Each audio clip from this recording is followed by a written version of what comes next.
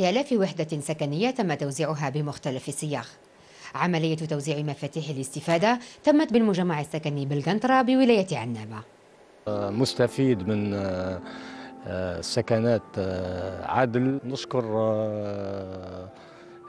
رئيس الجمهورية ووزارة السكن على الإسراع في وتيرة تسليم سكنات عدل. ان شاء الله تكون عدد مربوحه ان شاء الله، وتكون فيها الخير ان شاء الله على الناس الكل، ونتمنى اي واحد ان شاء الله مازال ما دارش يحصل على سكن، وبالبركه على الناس كامل ان شاء الله. فرحان بزاف خلاص. يا حسره، مبروك علينا ومبروك على الناس الكليات وان شاء الله على عقبه اللي مازالوا. الحمد لله كاني ما استنيناش، ونشكرهم ياسر سلطات زربوا فيها ياسر. الحمد لله يا ربي، فرحه لا توصف.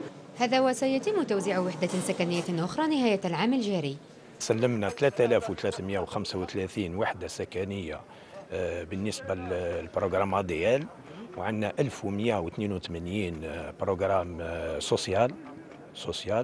إذا المجموع 4535 وحدة سكنية. فان داني بربي إن شاء الله عندنا 2517 وحدة سكنية صيغة ADL. هناك توزيع سكنات بالنسبة للسوسيال نهاية السنة بإذن الله، سوف يتم توزيع عدد هائل. ورشة كبرى لبناء العديد من السكنات بمختلف الصيغ ينتظر تسليمها بعد تهيئة الأحياء وتزويدها بمختلف المرافق الضرورية.